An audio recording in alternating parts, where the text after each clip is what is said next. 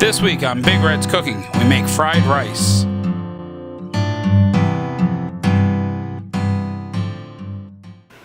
Hi, and welcome back to Big Red's Cooking. As always, I'm Big Red. So for this week, again, we're doing another fan request. This one's going out to Taylor, one of my cousins actually. And he asked me to do a fried rice video. So I said, sure, no problem. I just did a chicken stir fry video a couple days ago. I recorded it. These are being recorded a few days apart. I had lots of leftover rice and I did that on purpose. So I'm going to do a really simple chicken fried rice. Now, fried rice has become a bit of a thing on YouTube lately. There's a guy by the name Uncle Roger. If you haven't heard of him, I'd suggest looking up some of his videos. They are hilarious. It's a character done by a British stand-up comedian where he sort of reviews fried rice videos and things like that. And he just brutalizes a lot of them. I have no idea what he would think of my fried rice. This is sort of an amalgam of a whole lot of different fried rices and something I've put together based on the many fried rices I've eaten through my lifetime. Growing up as a kid here in Newfoundland, we didn't get to eat authentic fried rice or authentic Chinese food for that matter. It was really that sort of North American, Canadian style. A lot of it was chicken balls and sweet and sour sauce and whatnot. Definitely nothing authentic about it. But since I've actually, I spent a lot of time traveling Asia. I've been to Vietnam 7 times in total. I've been, through Southeast Asia. I've gone into a lot of different Asian communities in some of the larger cities I've lived in, and sort of seeking out something a little bit more real, a little bit more authentic. I can't claim that this is perfectly authentic, but you know what? It's tasty. Or I think it is anyhow, and I hope you will as well. And if someone wants to try and get Uncle Roger to watch my video, sure, why not? But anyhow, why don't we jump on over to the counter and we're going to pick up over there. Alright, so in a previous video I talked about mise en place. And you can see here I've got all my ingredients laid out. I decided I was going to keep this video a little bit shorter this time. So I went ahead and got everything ready ahead of time. So we've got some diced red peppers, we've got some sliced up scallions or green onions, some diced up old leftover chicken, of course rice, kind of hard to do fried rice without fried rice, some eggs. I've got some garlic and some ginger mixed in there because I'm going to cook them at the same time. We've got some onion, some diced up mushrooms, some diced up carrot and celery, and a few frozen green peas, which by the time this is all finished, they'll be all fully good to go. A couple other ingredients I have here on the side. I've got my soy sauce. I got a little sambal, which to me is one of the best chili sauces. Well, this one's not specifically sambal, it's just a chili garlic sauce. And then of course a little bit of sesame oil. Another key tool, we got to have a wok. Now if you don't have a wok, go ahead and use a frying pan or a skillet. But a wok makes cooking certain dishes so much better. There's just something about the way it cooks, and it's probably my second favorite cooking tool, next to obviously all my cast iron.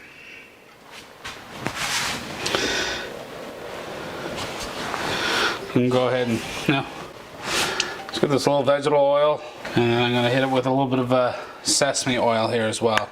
This is going to add a little bit of extra depth of flavor.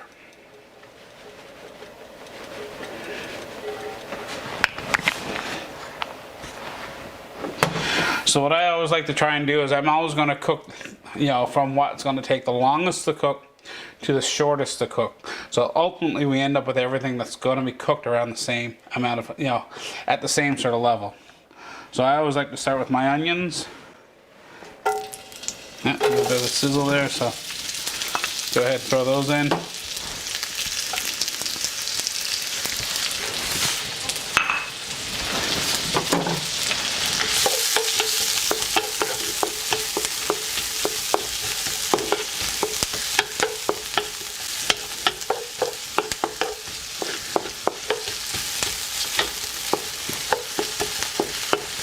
Alright, next we're going to go ahead and throw our carrot and our celery in.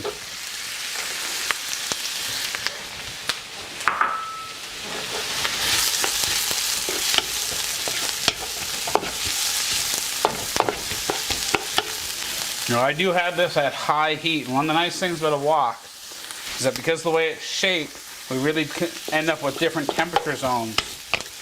So we can have what we're working on down right at the bottom where our heat is going to be highest. And then as we want to cook something else, we can push it to the side, and you'll notice me doing that in a few moments. Moving it to a cooler area and then allowing the next item to be cooked.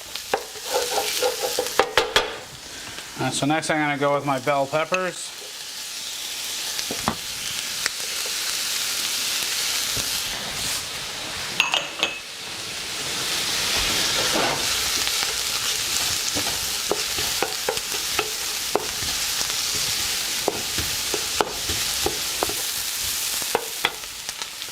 Alright, now I'm going to go ahead and add my garlic and my ginger.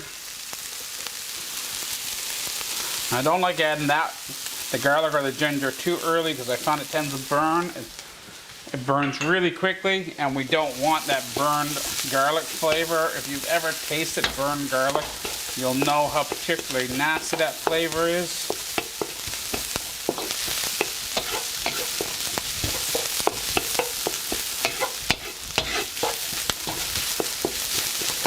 And now we'll go ahead and throw our mushrooms in.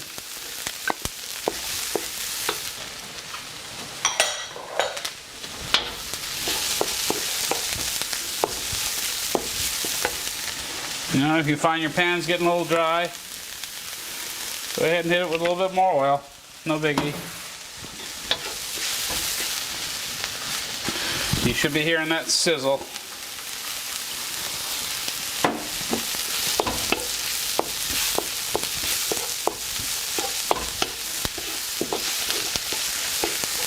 And I'm going to go ahead and add my chicken in.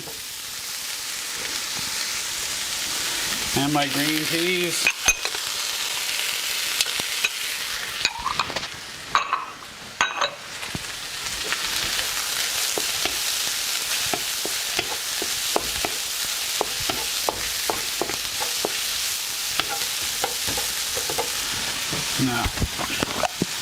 Now I like to hit a little bit of that chili paste.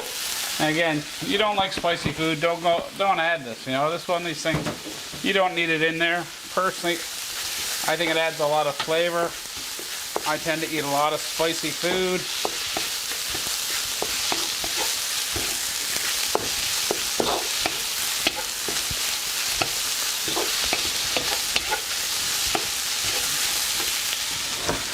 And kind of hard to do fried rice without rice. And this is some leftover jasmine rice. Actually, in my last video, I cooked a stir fry. This is the leftover rice from that.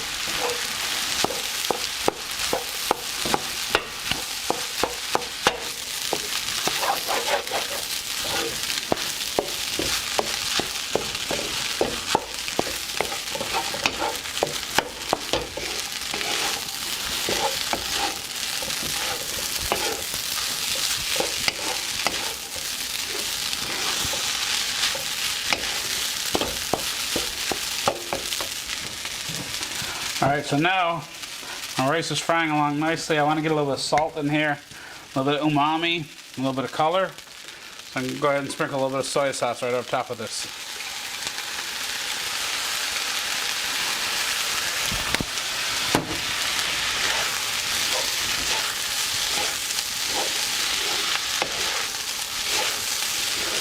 Like I said in my last video, this is actually a superior light soy sauce. I tend to buy actual Asian-made soy sauces. They are not anywhere near as salty, I find. They have a lot more depth of flavor. Something to keep your eye out for.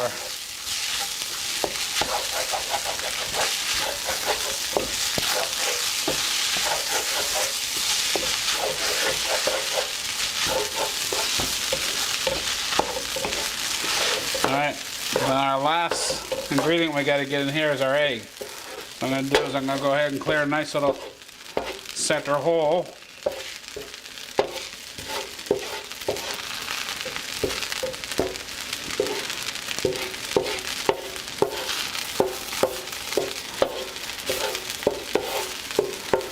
Let that get nice and hot.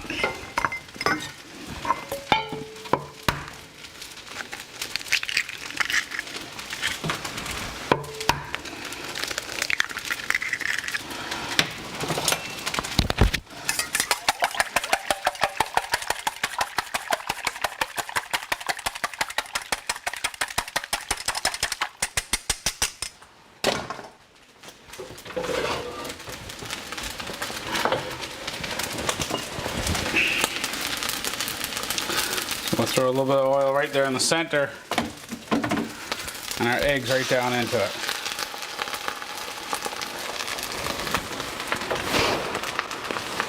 And what we want the egg to do is be able to have that chance to cook on its own. What we're looking to develop a nice sort of curd onto our egg. We want to have those nice chunks through it.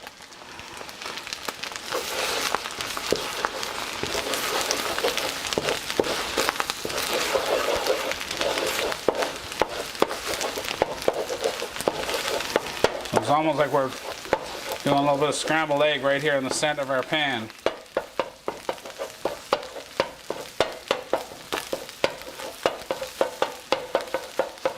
Now that that egg is fully cooked, I'm going to turn off my heat and we'll get this a little blend through.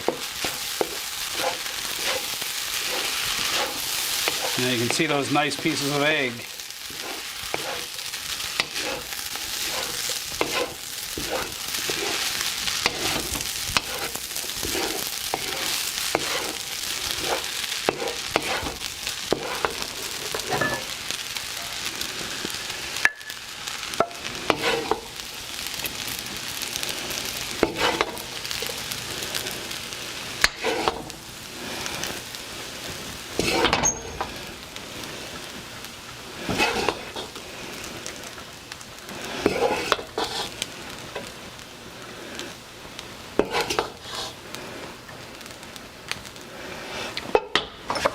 And finish off, sprinkle some of these green onions right over on top.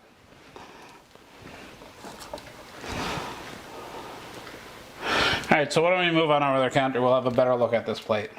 So there you have it, not much to it, really. You know, one of the key things to doing that dish really well is having that mise en place done ahead of time.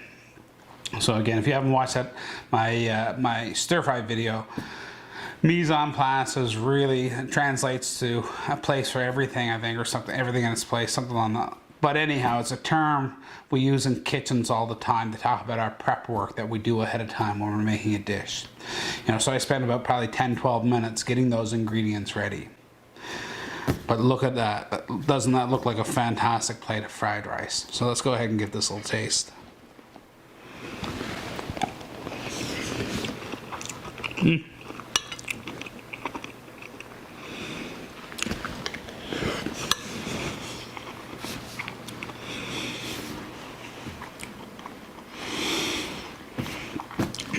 As always, fantastic. Get that nice umami-ness from the soy sauce. There's a depth of flavor that comes through from there. A little bit of heat from that chili sauce. Garlic, could never go wrong with. Some nice crunch from the vegetables. Great way of using up your fried rice. Love this, great comfort food for me the winter time. You know, just got a nice bite of that green peas. I get that nice bright freshness of the green peas. Really super simple. So, you know, go ahead, cook some extra rice for yourself, cook a little bit extra chicken, and there you go. You can make yourself a fried rice really quick, simple. Don't have chicken, but you got some shrimp, toss that in. Don't have shrimp, got some beef, toss that in. Pork, whatever. You know, no meat at all if you don't want to. Very easy to do this vegetable. Very versatile dish. So, as always, I hope you did enjoy this video. If you did like it, please hit that like and that share button. If you haven't subscribed to my channel already, I'd really appreciate it if you do that. As always, I'm going to ask you to share this on your social media feeds. I'm trying to build an audience, and I really appreciate any help I can get. I want to thank Taylor for the suggestion for this. Little nod to you, sir. And please keep those comments coming and keep those requests coming in for different videos. It helps me figure out what I'm going to do next. I think my next video is probably going to be all about cooking turkey. Christmas is just around the corner. And then I'm probably going to do one about making a turkey stock using your leftovers. So I hope everyone enjoyed this. Hope you're all enjoying some great food, and I hope to see you back in here again soon. Bye for now.